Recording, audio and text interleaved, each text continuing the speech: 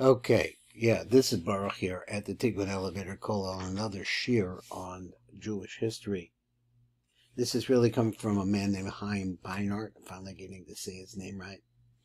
This is an atlas. So what it is it combines two things. So we get an idea of where we have been living, what we did, how did we get to the place that we're at right now, and what wars were we involved in that we survived. This is a story about the Himyar kingdom and its war with the Ethiopians. You have to listen to this. This things I never would have known. The kingdom of Himyar and Himyar ben Saba will become strong in Yemen after the departure from there of the tribes of Saba. Now, these are all names which I do not know. Maybe people from Yemen know these names. I don't know.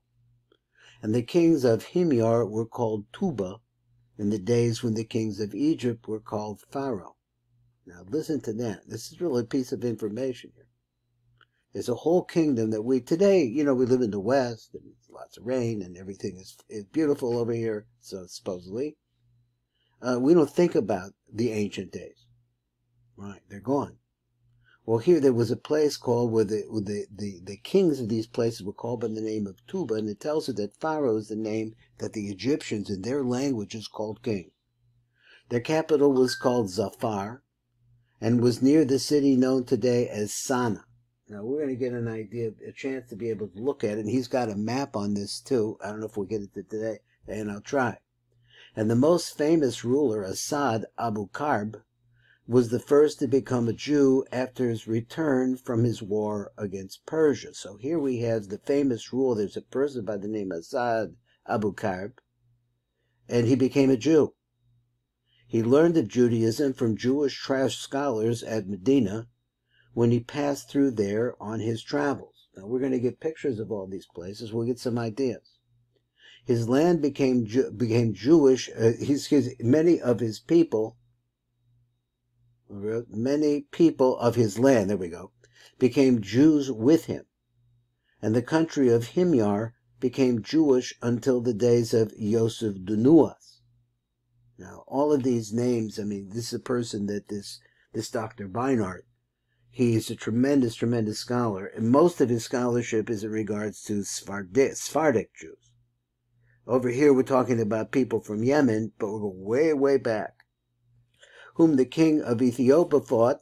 So this Yosef Dunuas had a war with the Ethiopians, fought against because of his war against the Christians of Najran, who Yosef pursued when he heard what the Christians had done to the Jews of Najran. Now, I lost a lot of train because I got off, and I need to read it again. He says, many people of his land, so this person's name was Asad Abu Karb. He said, became Jews with him. And the country of Himyar became Jewish until the days of Yosef Dunuas. What happened at the time of Yosef Dunuas, whom the king of Ethiopia fought against because of his war against the Christians of Najran. So apparently this Yosef Dunuas, he was still Jewish. And he fought a war against the Christians of Najran, who Yosef pursued when he heard what the Christians had done to the Jews of Najran. So in other words, it was a vengeance attack. But then the Ethiopians got involved because Christianity had spread in Najran in Central Arabia when Himyar was Jewish. During that time when Himyar was Jewish, there was a whole kingdom there called Himyar. We're going to see it in a minute. And the Ethiopians will become strong in Himyar and Yemen and become a colony of Ethiopia for a long time. And the Ethiopian emperor of Sana will build a splendid Christian church in the capital in order to capture the hearts of the inhabitants of Arabia for Christianity. So when was this going on? This is in the 6th century. The years approximately in the 500s. What's it? That's a go. Yeah, the 500s. That's how far back we're going. So it's giving us a really, really good picture of where the Jewish people are going. Now, he said like this, he writes like this, and this is really very interesting, and try to get into it so we can see the maps too. He says the Jewish kingdom of Himyar in southern Arabia, and here's the map. Here it is, Arabia. Okay, the kingdom of the Himyar around the city of Aden, Sana. These are in the news sometimes, these places. That's all I know about them, and we'll go to the map and we'll look at it more carefully. So he says the Jewish kingdom of Himyar in southern Arabia, once again, get it lined up there, was a thorn in the flesh of Byzantium, particularly during the Byzantine-Persian Wars, because it was located on a major trade route. Byzantium, now remember we're learning about Byzantium too, they don't like Jews, they're waging war, not bloody war necessarily, but possibly. What the police could do, what armies could do at one time or another to harass the Jews. But as for outright massacre, that wasn't happening, just like a clamp shut down on them. So he says, Byzantium's geopolitical motives for moving against Himyar were founded on the strategic necessity of establishing a southern flanking route to the Persian Gulf. Now we're going to see this a little bit in a minute on the map. This objective required a base on the Red Sea and an alliance with Ethiopia, the only Christian state in the area. So we see Ethiopia is Christian at this time. And this is a whole thing about Ethiopian Jews. So he said the commercial motive was to maintain an open sea route to India in order to protect the supply of spices and other goods from India and Arabia to the merchants of Rome. So in other words, you have the Eastern Romans doing business with the Western Romans. They're all the same Romans, but they're different governments and different goals.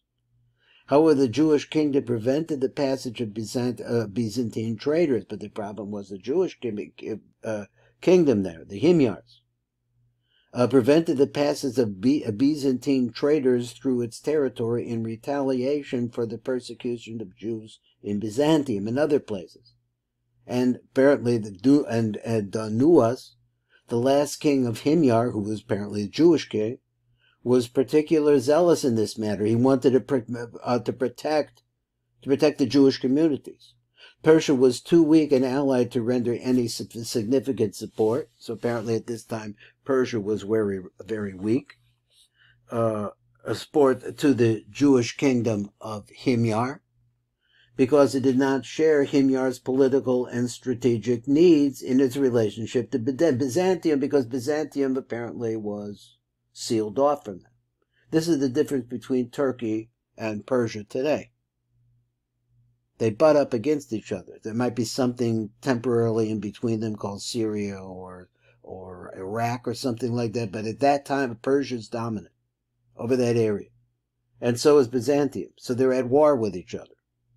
So he says Himyar was threatened by the Christian merchant community in Najran and by the Ethiopians. The latter, having formed an alliance with Byzantium, undertook to fight Byzantium's battle with Himyar to settle the score with that kingdom over Ethiopia's loss of control of the straits that led from the Red Sea to the Indian Ocean. Himyar was also weakened by internal strife. King Dunuwas was defeated and died in a battle on the seashore in the year 525. Now, what does this have to do with us today? An event that signified the end of the Himyar kingdom. The Ethiopians destroyed the Jewish communities, and the remnants of the independent Jewish kingdom dispersed into the towns and mountains of the Arabian Peninsula. Many fled to the city of Taif. The Jewish community in Najran was annihilated. So I start thinking as I'm listening to this and I'm reading it, we are, as I said, I think earlier, a remnant. So this is something interesting, a remnant of the floor mosaic of Beit Alpha Synagogue showing signs of the zodiac. It's an ancient wheel that is turning. Now, let's see what we got going here. Now we said what we do here, and I'll see if I can get how low I can go here with this. There are just a 2, 3, 4, 5, 6 boxes. All of them will tell a story. So the first one is it tells a story here that at this time, the time period we're talking about the years 500, 550, something like that, wars between Byzantium and Persia sever trade routes from Byzantium to India. So this is the trade route right here. Going through this today is Turkey. And it would go from there from Constantinople, and it would go into the rest of the Western world. So he said you see Baghdad and so on and so forth. Let's find number 2. These can be hard to find sometimes. Byzantium avails itself of Christian Ethiopian allies because of this war that took place between the Himyars trying to protect the Jewish communities over in Ethiopia. Ethiopia is on the Horn of Africa, opposite really the Arabian areas. So he said Christian Ethiopian allies aiding them with naval and land forces in order to attack Himyar. Number 3, in the year 522, Ethiopians invade Himyar, capturing the capital city of Zafar, but retreat in the face of Dunuas's army. So Dunuas was the Himyar Jewish king. So if you didn't know this, I don't know this. I've read this, this book many times, but it doesn't stick with me. So here we come over here. Now it's sticking better. Himyars avenged themselves on Christian merchant colony of City, who collaborated with Ethiopians. So war. In the year 525, Dunuas fails to repel the Ethiopian attack, and he is killed. Ethiopians kill most of the population over here, and apparently this is in Zafar. Number 6, many Jews flee to Taif, and he shows us, I guess, Taif must be around here. Oh, here's Taif. To Taif, Jewish community in Najran, which is somewhere along this way, is destroyed. The Jewish people have lived through a massacre or two.